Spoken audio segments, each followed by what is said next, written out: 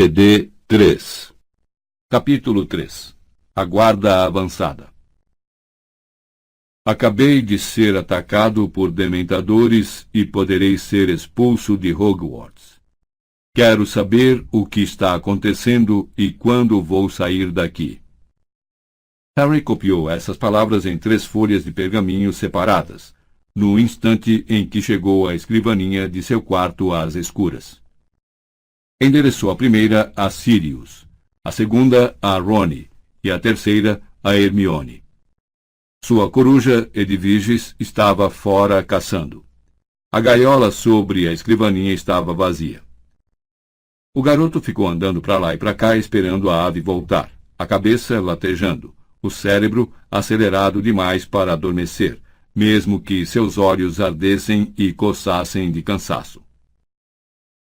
Suas costas doíam do esforço de carregar Duda para casa, e os 2 galos em sua cabeça, onde a janela e o primo haviam batido, estavam latejando com muita intensidade. Ele andava para frente e para trás, ruído de raiva e frustração, brilhando os dentes e fechando os punhos, lançando olhares furiosos para o céu vazio, exceto pelas estrelas, todas as vezes que passava pela janela. Os dementadores enviados para apanhá-lo, a Sra. Fig e Mundungo Fletcher, seguindo-o em segredo. Depois, a suspensão de Hogwarts e a audiência do Ministério da Magia. E ainda assim, ninguém lhe contava o que estava acontecendo. E o quê? O que queria dizer aquele berrador? Que voz horrível era aquela que ecoou de forma tão ameaçadora pela cozinha? Por que ele continuava preso ali sem informações? Por que todos o estavam tratando como uma criança mal comportada? Não faça mais mágicas. Não saia de casa. Deu um pontapé no malão da escola ao passar, mas, ao invés de aliviar a raiva, ele ficou pior, pois agora sentia uma dor aguda no dedão, para somar às outras no resto do corpo. Ao passar mancando pela janela, Edviges entrou farfalhando suavemente as asas como um fantasminha. Já não era sem tempo, rosnou Harry quando a ave pousou com leveza em cima da gaiola. Pode largar isso aí, eu tenho trabalho para você. Os grandes olhos redondos e âmbar da coruja o miraram com uma expressão de censura por cima do sapo morto que trazia ao bico. Vem cá, disse-lhe o dono, apanhando os 3 rolinhos de pergaminho e uma correia de couro para amarrá-los à perna escamosa da ave. Leve estas mensagens diretamente a Sirius, Rony e Hermione, e não volte aqui sem respostas longas e completas. Se for preciso, não pare de dar bicadas neles até escreverem respostas de tamanho decente. Entendeu? Edviges soltou um pio abafado, seu bico ainda cheio de sapo. Então vai andando, falou Harry. Ela partiu imediatamente. No momento em que se foi, Harry se atirou na cama sem se despir e ficou olhando para o teto. Além de todos os outros sentimentos infelizes, ele agora sentia remorso por ter sido tão rabugento com Edviges. Era a única amiga que tinha no número 4 da Rua dos Alfeneiros.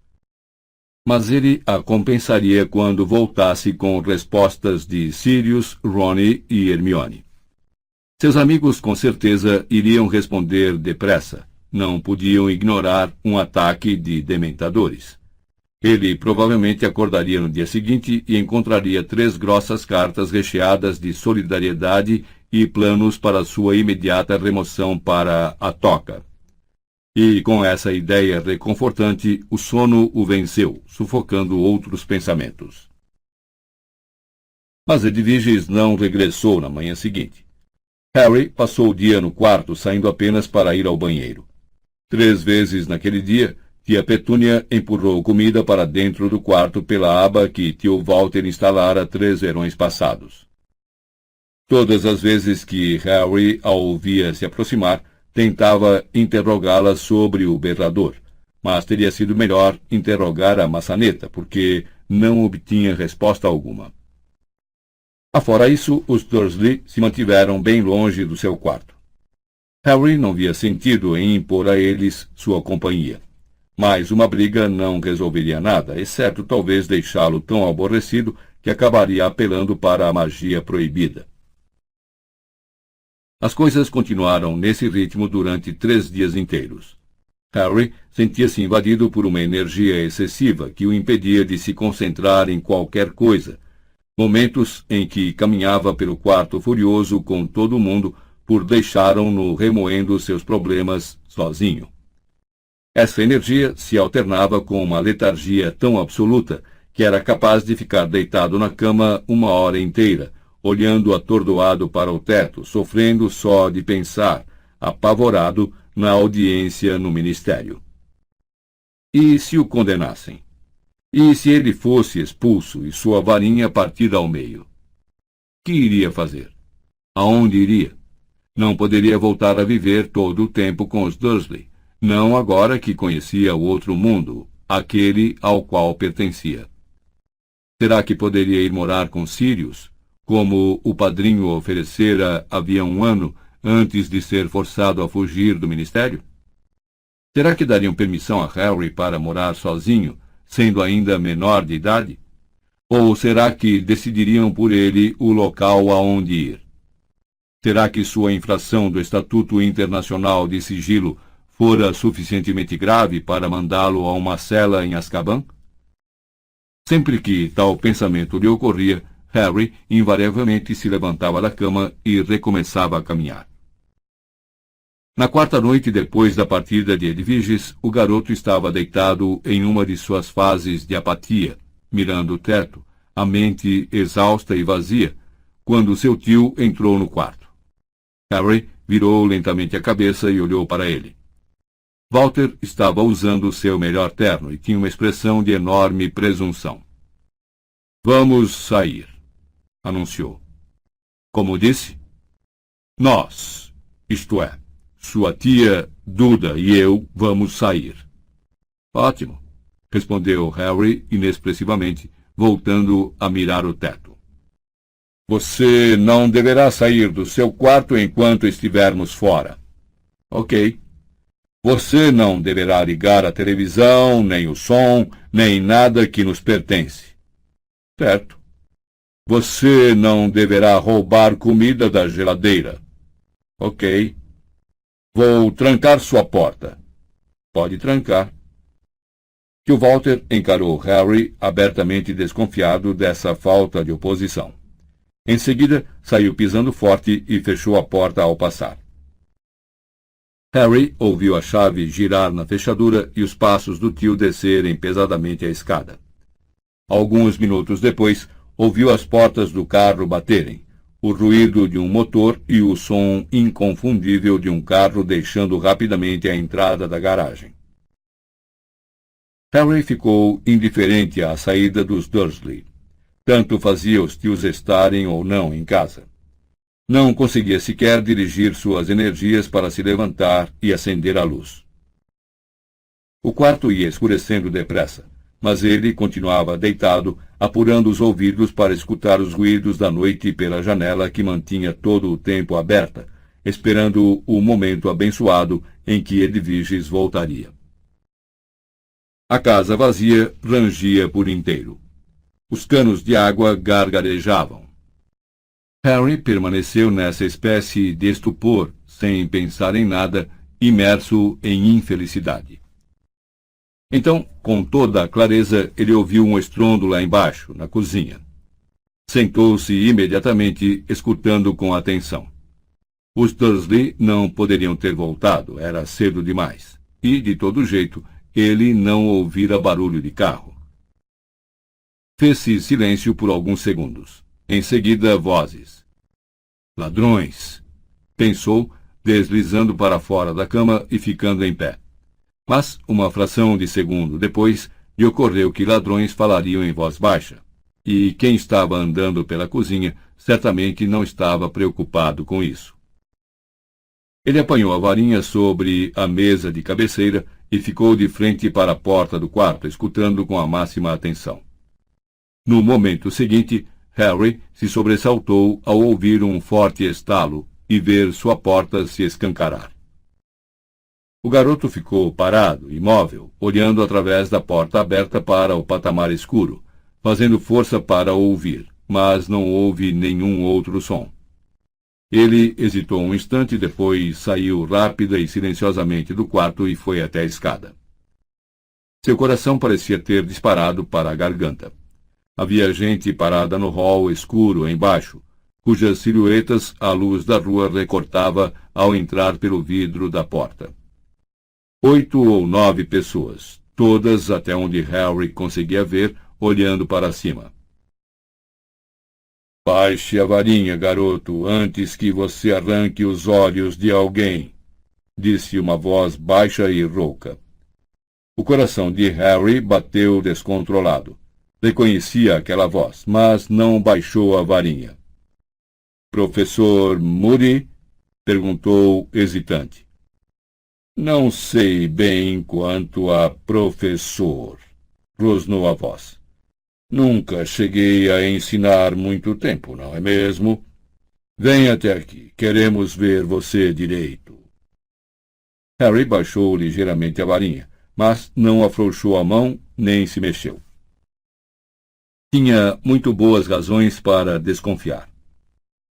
Recentemente passara 9 meses em companhia de alguém que achava que era Olho Tonto Moody e acabou descobrindo que não era ele, mas um impostor, que ainda por cima tentara matá-lo antes de ser desmascarado. Mas antes que pudesse decidir o que fazer, uma segunda voz, ligeiramente rouca, flutuou até o alto da escada. Tudo bem, Harry. Viemos buscar você. O coração do garoto deu um salto. Reconheceu aquela voz também, embora não a ouvisse havia mais de um ano.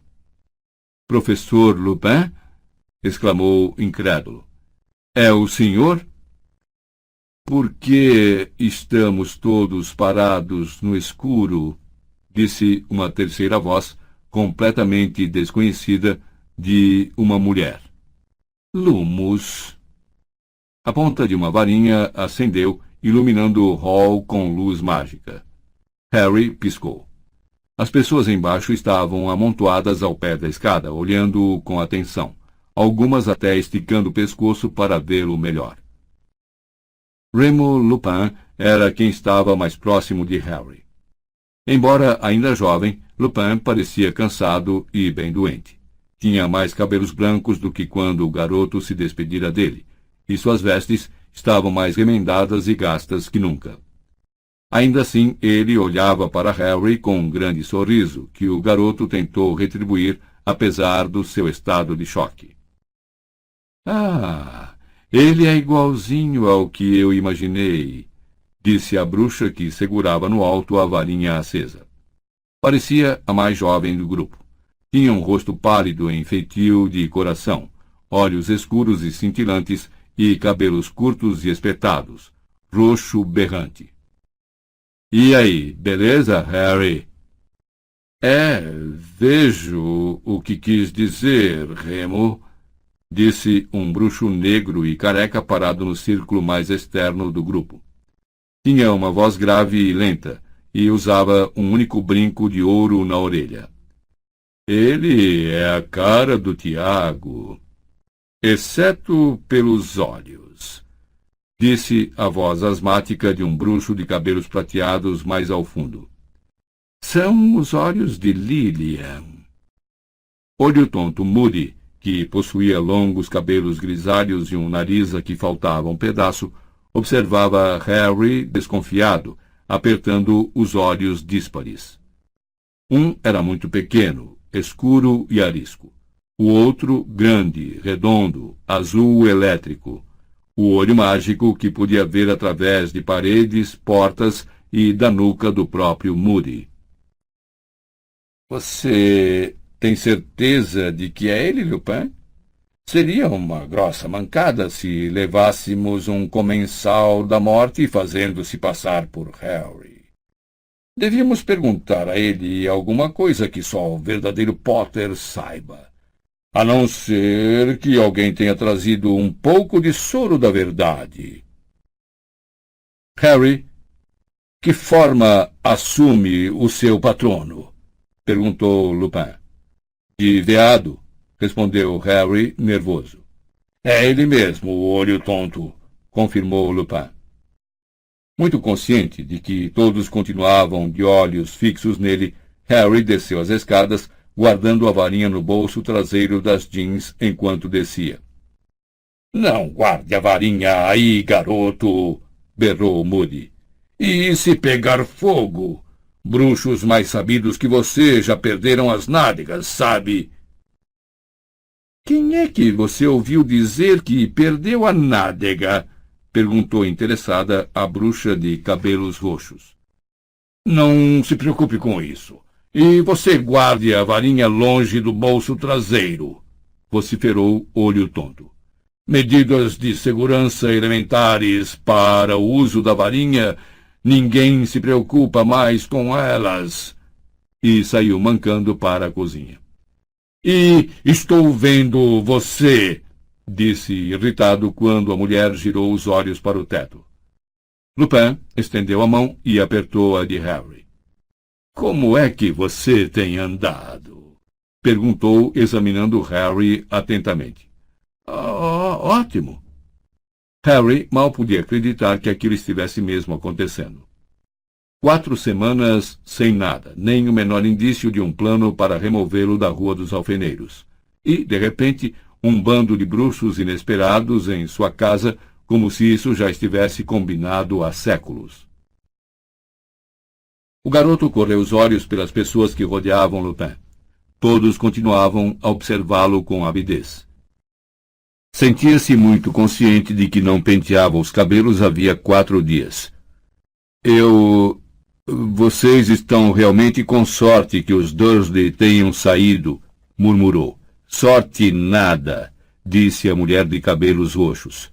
Fui eu que os tirei do caminho. Mandei uma carta pelo Correio dos Trouxas, dizendo que estavam entre os finalistas do concurso do gramado mais bem cuidado da Grã-Bretanha. Eles estão a caminho da festa de entrega do prêmio neste momento, ou pensam que estão. Harry teve uma visão passageira da cara do tio Walter quando descobrisse que não havia concurso algum. Vamos embora, não vamos?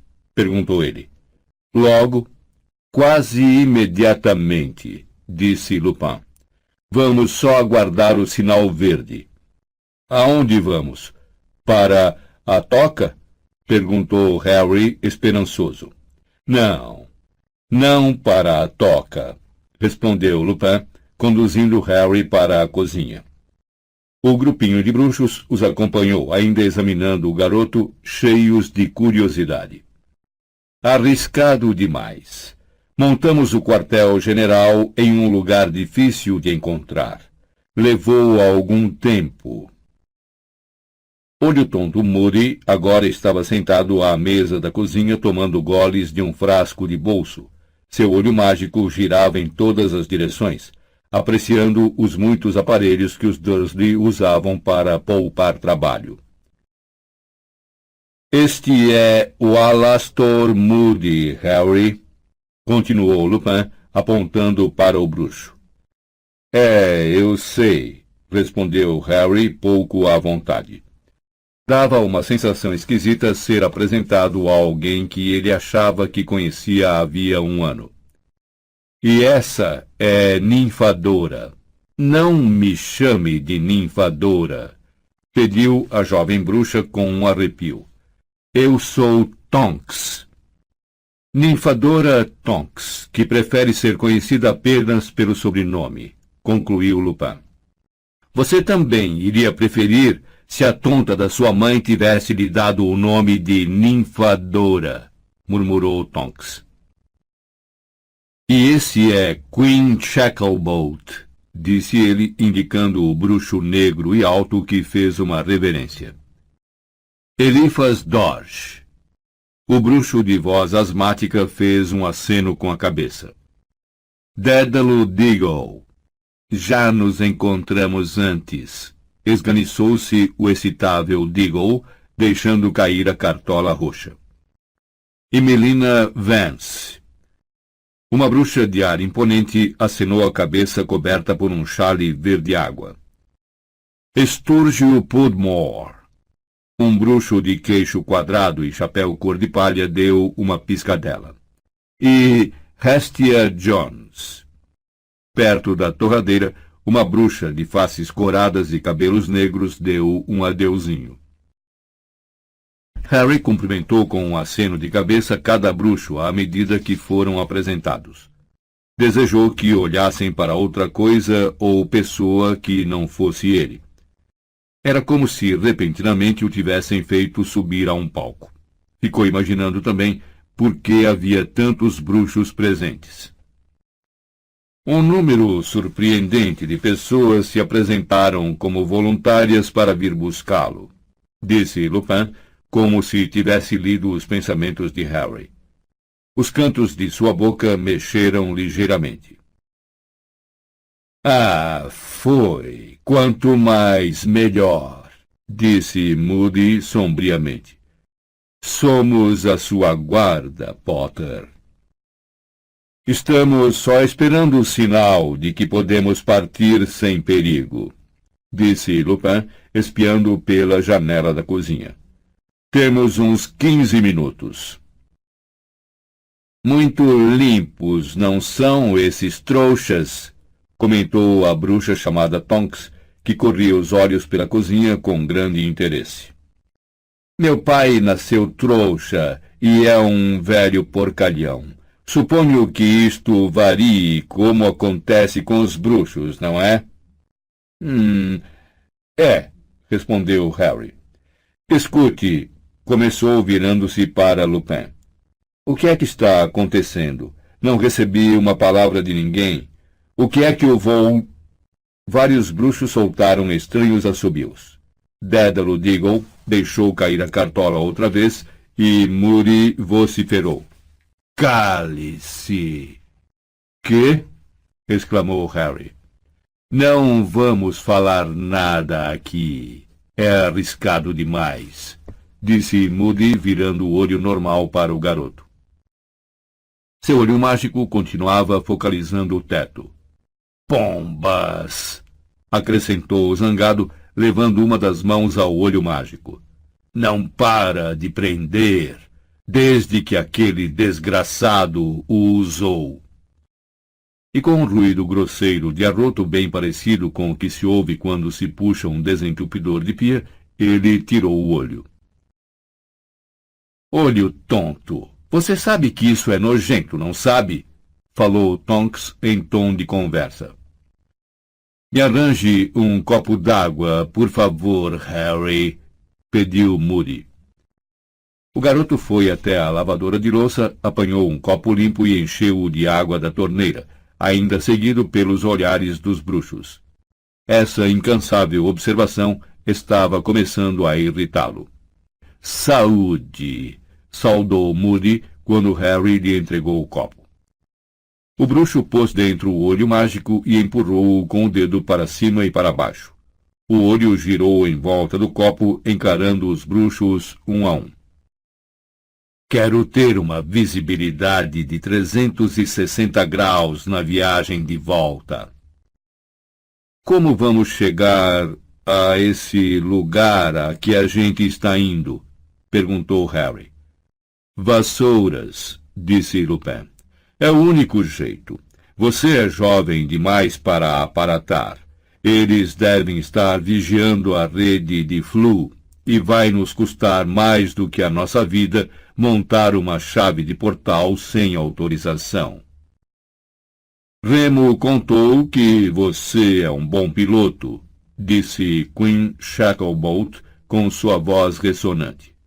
É excelente, confirmou Lupin, consultando o relógio. Em todo caso, é melhor você ir fazer a mala, Harry. Queremos estar prontos para partir quando recebermos o sinal. Vou ajudá-lo, ofereceu-se Tonks, animada. Ela acompanhou Harry de volta ao hall e subiu a escada olhando para tudo com muita curiosidade e interesse. Que lugar engraçado! comentou. É um pouco limpo demais, entende o que quero dizer? Um pouco estranho. Ah, agora está melhor, acrescentou quando entraram no quarto de Harry e acenderam a luz. O quarto do garoto era certamente muito mais desarrumado que o resto da casa. Confinado nele havia 4 dias de muito mau humor, Harry não se dera ao trabalho de arrumá-lo. A maioria dos livros que possuía estavam espalhados pelo chão, onde ele tentara se distrair com cada um deles e os jogara para o lado. A gaiola de Edviges precisava ser limpa e estava começando a feder. E seu malão estava aberto, deixando à amostra uma mistura confusa de roupas de trouxas e vestes de bruxo que haviam transbordado por todo o chão à volta. Harry começou a recolher os livros e a atirá-los apressadamente no malão. Tonks parou diante do armário para olhar criticamente a própria imagem no espelho do lado interno da porta. Sabe, acho que roxo não é bem a minha cor, comentou, pensativa, puxando uma mecha dos cabelos espetados. Você não acha que me dá um ar meio doentio? Começou Harry, espiando a bruxa por cima do seu livro Os Times de Quadribol da Grã-Bretanha e da Irlanda. Dá, concluiu definitivamente Tonks. Ela apertou os olhos em uma expressão preocupada, como se estivesse tentando se lembrar de alguma coisa. Um segundo depois, seus cabelos tinham mudado para rosa chiclete. Como é que você faz isso? Perguntou Harry, boquiaberto, quando ela reabriu os olhos. Eu sou metamorfomaga, respondeu ela, voltando a olhar para o espelho e virando a cabeça para poder ver o cabelo de todos os lados. O que significa que posso mudar minha aparência à vontade, acrescentou ao ver a expressão intrigada de Harry no espelho às suas costas. Nasci assim. Recebi as melhores notas em esconderijos e disfarces durante o treinamento para Auror, sem nem precisar estudar. Foi muito legal. Você é Auror? Perguntou Harry, impressionado. Ser caçador de bruxos das trevas era a única carreira em que ele pensara seguir quando terminasse Hogwarts. Sou, confirmou Tonks com orgulho. Quinn também é, mas é mais graduado que eu. Eu só me formei há 1 ano. Quase levei bomba em vigilância e rastreamento. Sou muito trapalhona. Você me ouviu quebrar aquele prato quando chegamos lá embaixo? Pode-se aprender a ser metamorfomago? Perguntou Harry, se erguendo e esquecendo completamente que estava fazendo a mala. Tonks deu uma risadinha abafada. Aposto que você até gostaria de esconder essa cicatriz às vezes, hein? Seus olhos focalizaram a cicatriz em forma de raio na testa do garoto. Gostaria, murmurou Harry virando as costas. Não gostava de gente olhando para a cicatriz. Bom, acho que você vai ter de aprender pelo método difícil. Os metamorfomagos são realmente raros. A gente nasce com o dom, não o adquire. A maioria dos bruxos precisa de uma varinha ou de poções para mudar a aparência. Mas temos de ir andando, Harry. Devíamos estar fazendo as malas, acrescentou ela, se sentindo culpada ao verificar a bagunça que havia no chão. Ah, concordou o garoto, catando mais alguns livros. Não seja burro, vai ser muito mais rápido se eu... Fazer malas! Exclamou a bruxa, agitando a varinha com um movimento longo e amplo que abarcou o chão. Livros, roupas, telescópio e balança, tudo levantou voo e se precipitou rápida e desordenadamente para dentro do malão. Não ficou muito arrumado, disse Tonks, se aproximando do malão e espiando a confusão ali dentro. Minha mãe tem um jeito para fazer as coisas entrarem arrumadinhas e até consegue que as meias se enrolem sozinhas, mas nunca aprendi como é que ela faz. É uma espécie de sacudida rápida com a varinha. Ela experimentou esperançosa. Uma das meias de Harry começou a se ondular lentamente, mas tornou a se achatar em cima da montoeira existente. Ah, deixa pra lá, disse Tonks, fechando a tampa do malão. Pelo menos está tudo dentro. Isso aí está pedindo uma limpezinha também. Ela apontou para a gaiola de Edviges. Limpar. Penas e titicas desapareceram. Bom, agora está um pouquinho melhor. Nunca peguei o jeito desses feitiços domésticos. Muito bem, está tudo aí? Caldeirão, vassoura. Uau! Uma firebolt? Os olhos da bruxa se arregalaram ao pousar sobre a vassoura na mão direita de Harry. Era o orgulho e a alegria do garoto, um presente de Sirius, uma vassoura de categoria internacional. E eu ainda vou numa Comet 260, comentou Tonks com inveja. Ah, deixa pra lá. A varinha continua no bolso da jeans? As duas nádegas continuam inteiras? Ok, vamos. Locomotor malão. O malão de Harry ergueu-se alguns centímetros do chão. Segurando a varinha como se fosse a batuta de um maestro, Tonks fez o objeto atravessar o quarto e sair pela porta à frente deles, a gaiola de Edviges na mão esquerda. Harry desceu a escada atrás da bruxa levando sua vassoura. De volta à cozinha, Moody recolocara o olho que girava tão rápido depois de limpo que Harry se sentiu enjoado só de olhar.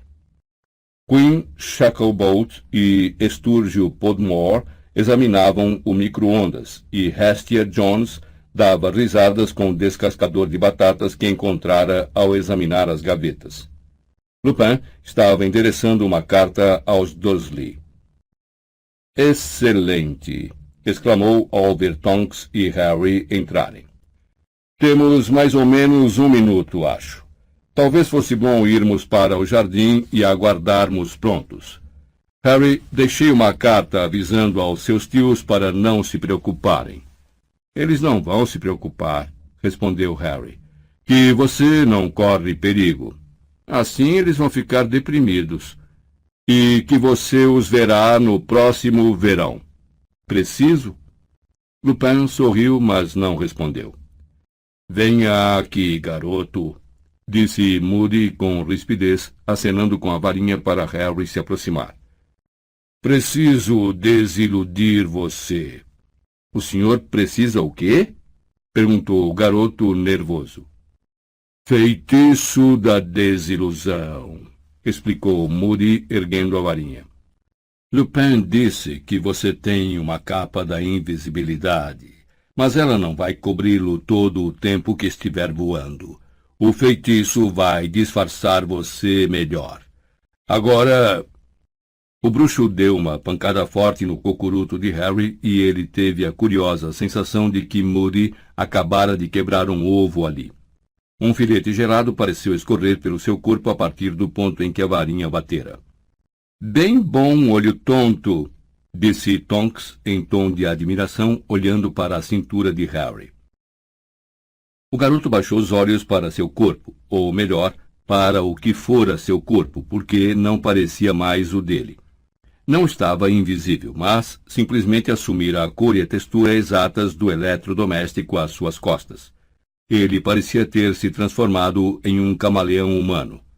Vamos, disse Moody, destrancando a porta dos fundos com a varinha. Todos saíram para o belo gramado do jardim de tio Walter. Noite clara, resmungou Moody, seu olho mágico esquadrinhando o céu. Teria sido melhor se houvesse umas nuvens. Certo, você, falou o bruxo para Harry com rispidez. Vamos voar em formação cerrada. Tonks irá à sua frente. Mantenha-se colado à cauda dela. Lupin vai cobrir você por baixo. Eu vou atrás. O resto ficará circulando em volta. Não saiam da formação para nada, entenderam? Se um de nós for morto... E isso pode acontecer? Perguntou Harry, apreensivo, mas Moody não lhe deu atenção. Os outros continuarão voando. Não parem, não dispersem. Se nos eliminarem e você sobreviver, Harry, há uma guarda recuada de prontidão para assumir. Continue a voar para oeste e ela irá se reunir a você. Pare de ser tão animador, olho tonto. Ele vai pensar que não estamos levando isto a sério, disse Tonks, enquanto prendia o malão de Harry e a gaiola de Edwiges aos arreios que trazia pendurados à vassoura. Estou só contando ao garoto qual é o plano, rosnou Moody. Nossa missão é entregá-lo ileso na sede. E se morrermos na tentativa, ninguém vai morrer, disse Queen Shacklebolt com sua voz grave e calmante. Montem as vassouras. Esse é o primeiro sinal, comandou Lupin, apontando para o céu. No alto, a uma grande distância, uma chuva de faíscas vermelhas brilhara entre as estrelas.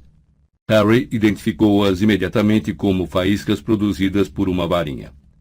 Passou a perna direita por cima da Firebolt, segurou com firmeza a empunhadura e sentiu-a vibrar muito de leve, como se estivesse tão ansiosa quanto ele para ganhar novamente os ares. Segundo sinal. Vamos! Disse Lupin em voz alta ao ver mais faíscas, desta vez verdes, explodirem lá no alto. Harry deu um forte impulso. O ar fresco da noite passava veloz por seus cabelos enquanto os jardins cuidados da Rua dos Alfeneiros iam ficando para trás, reduzidos a uma colcha de retalhos verde escuros e pretos, e todos os pensamentos sobre a audiência no ministério desapareceram de sua mente como se uma lufada de vento os tivesse varrido dali. Ele teve a sensação de que seu coração ia explodir de prazer. Estava voando outra vez, voando para longe da Rua dos Alfeneiros, como passara imaginando o verão inteiro, estava voltando para casa. Por uns poucos e gloriosos minutos, todos os seus problemas pareceram ir recuando até desaparecer, insignificantes no vasto céu estrelado. Tudo à esquerda, tudo à esquerda. Tem um trouxa olhando para o céu, gritou Moody às costas de Harry. Tonks deu uma guinada e o garoto a acompanhou, observando o malão balançar violentamente sob a vassoura da bruxa. Precisamos ganhar mais altura. Subam mais 400 metros. Com o frio e a velocidade da subida, os olhos de Harry se encheram de água. Ele não conseguia ver nada no solo, exceto os minúsculos pontinhos de luz que eram os faróis dos carros e os lampiões. Duas luzinhas talvez pertencessem ao carro do tio Walter. Neste momento, os Dursley estariam voltando para a casa vazia, enfurecidos por causa do concurso inexistente. E Harry soltou uma gargalhada só de pensar na cena.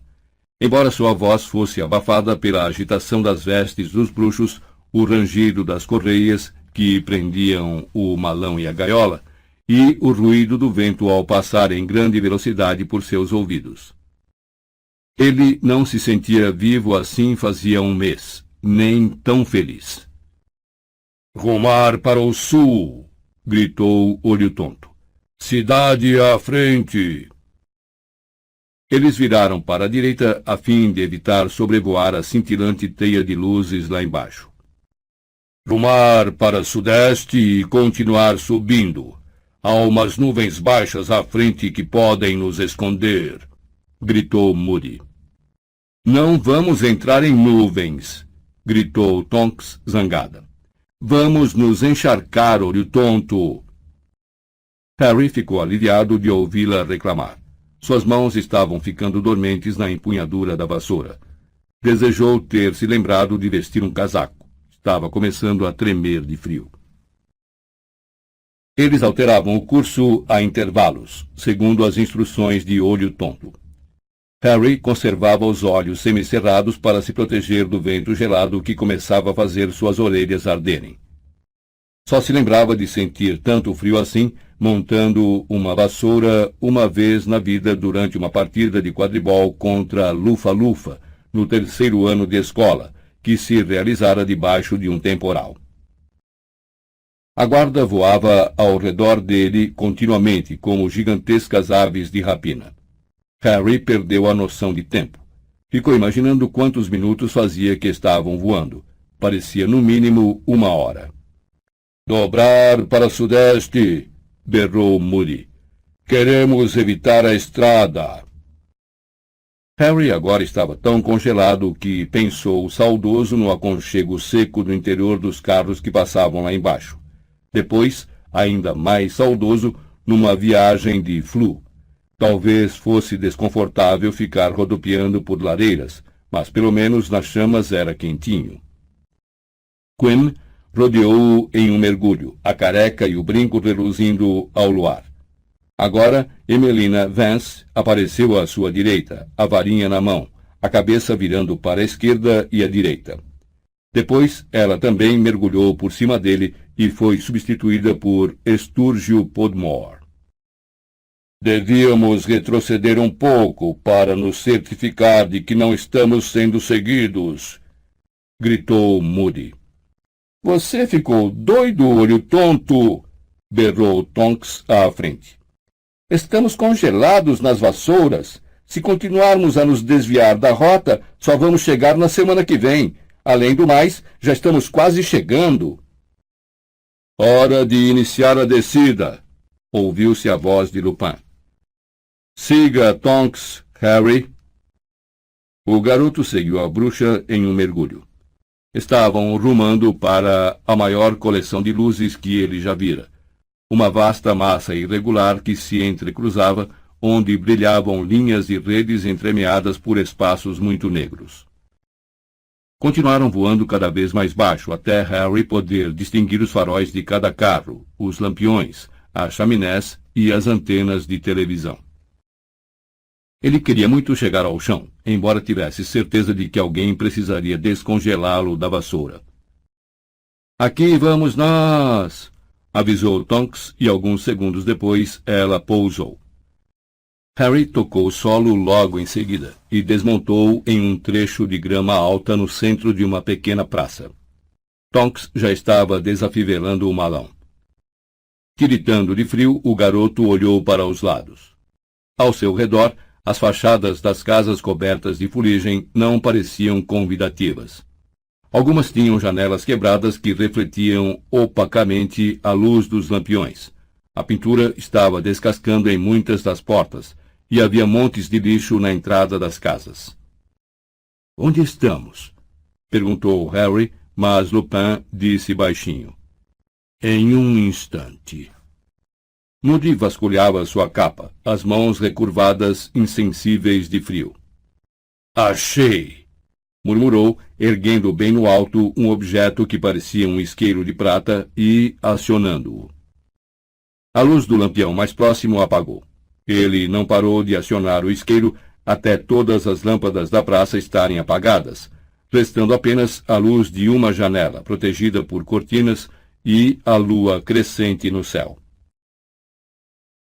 Pediu emprestado a Dumbledore, grunhiu Moody, embolsando o apagueiro.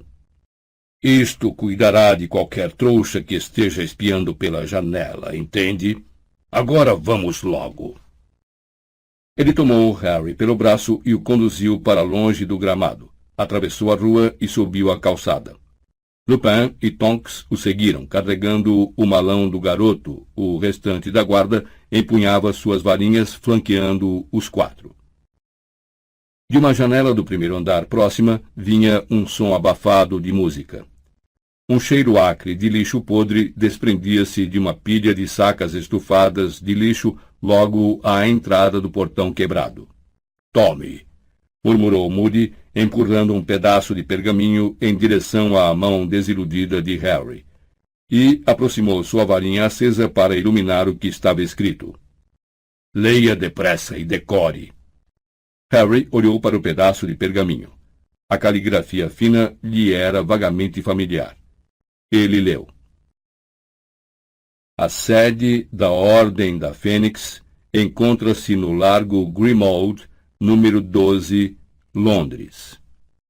Fim do CD 3.